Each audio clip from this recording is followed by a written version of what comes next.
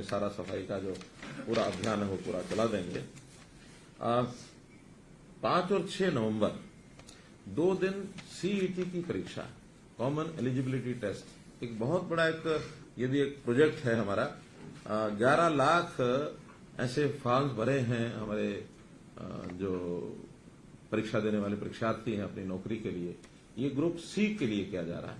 तो group C में +2 के जो विद्यार्थी हैं, +2 पास जिन्होंने किया हुआ है वो एलिजिबल हैं, उन्होंने एग्जाम देना है।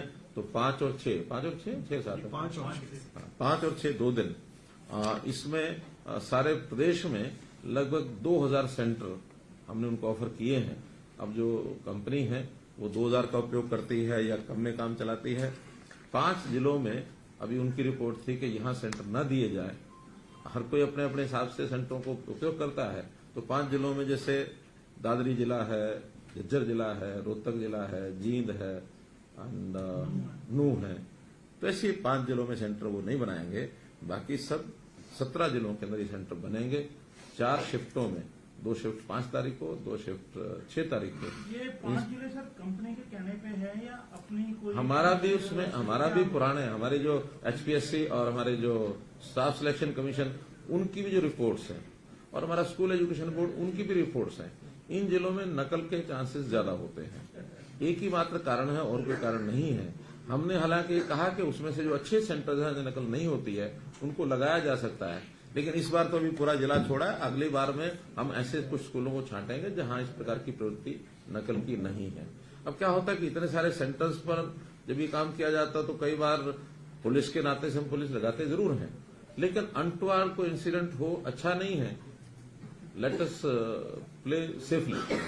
तो उस नाते से हमको उन जिलों में भी ना करके, बाकी हमारे पास हैं सारे सेंटर्स हैं। एक जिले से जो परीक्षार्थी देने वाला है वो दूसरे में या तीसरे में जाकर के देगा। बहुत दूर नहीं ले जाएंगे, आसपास का एडजॉइनिंग या adjoining to adjoin, next adjoining, उसी 2 जिलों में। इसके लिए ट्रांसपोर्ट की व्यवस्था उनका सारा उन्होंने अपना सिस्टम बना लिया हमारे परिवहन विभाग ने, कि सबको ट्रांसपोर्टेशन पर उनका प्रवेश कार्ड दिखा करके जाने की अनुमति होगी।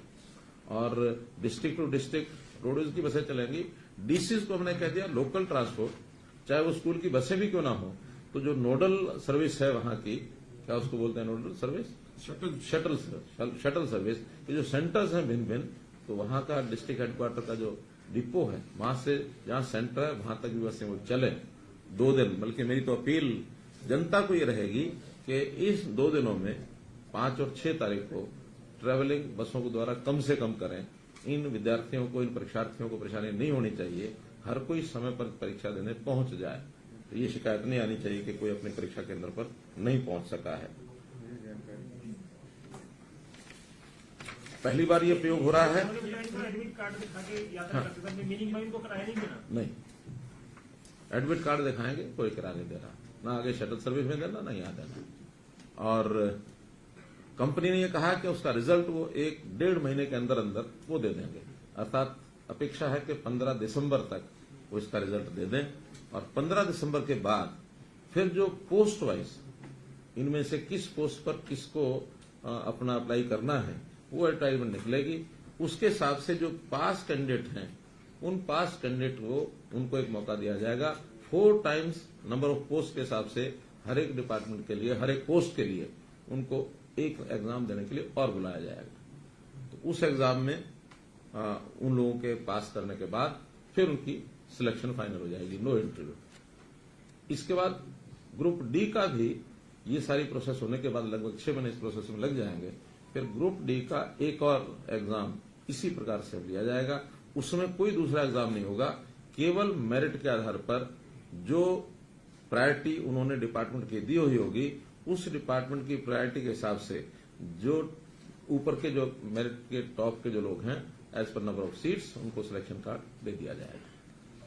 इस प्रकार का ये कार्यक्रम।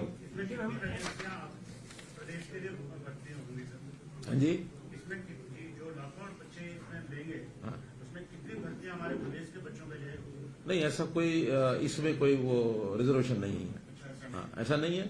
जो जिन्होंने फार्म भर दिए हैं 11 लाख ने फार्म भरे हैं। हाँ, तो 11 लाख से ऊपर लोगों ने फार्म भरे हैं और उसमें जो हाईएस्ट मार्क्स के होंगे उन हाईएस्ट मार्क्स के लोगों को अगले जो नंबर ऑफ सीट्स होंगी उन सीट्स के हिसाब से उनसे फिर वो एक ऑप्शन ली जाएंगी और उस ऑप्शन में जो आएंगे जितनी सीटें हैं 4 टाइम्स का उसमें एग्जाम लिया जाएगा। ये तो हमारा ग्रुप सी का हो, ग्रुप डी का हम अगले साल लेंगे। 6 महीने बाद। हमने ये भी कहा था कि ग्रुप सी का सीईटी भी हर साल होगा। हाँ, हर साल होगा, ये भी हर साल होगा, वो भी हर साल होगा, लेकिन 2 बार होगा। अब इसमें इस बार पहले ग्रुप सी का कर रहे हैं, बाद में डी का करेंगे। दोनों एग्जाम लेने के बाद अगली बार फिर तय भी कर सकते हैं कि इसको पलट भी सकते हैं, पहले ग्रुप डी का ले लेंगे फिर सी का ले लेंगे। लेकिन अब सी वालों में जो +2 होते हैं वो सभी भरते हैं और सी वाले में तो दोनों भर सकते हैं, दोनों नहीं +2 के भर सकते हैं। डी में दोनों भर सकते हैं, डी में तो 10वीं पास भी होगा और +2 भी होगा और उससे ऊपर के भी सब लोग होंगे। तो बहुत से लोग कॉमन भी हैं जिन्होंने सी भी भरा है, डी भी भरा है। तो आज जो सी वाले हैं वो तो सब जाएंगे, बाद में जो डी वाले हैं उन्हीं का एग्जाम उसमें भी लिया जाएगा। सर, ग्रुप सी में इंटरव्यू होगा? नहीं, इंटरव्यू नहीं होगा, न सी में होगा न डी में होगा। थोड़ा सा क्लैरिफाई कर दो, ग्रुप सी में जो अब पेपर पास करेगा, जब ग्रुप डी की भर्ती होगी तो ग्रुप डी का सीईटी जो होगा वो उसको बैठना पड़ेगा ना?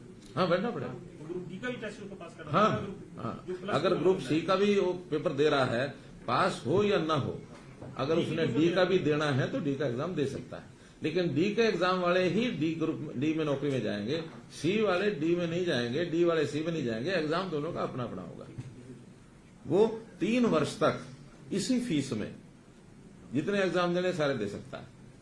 किसी ने इंप्रूव भी करना है, मानो इस बार नहीं वो पास हो सका या उसके अंक कम रह गए, 4 टाइम्स में भी उसकी बारी अगले एग्जाम उसके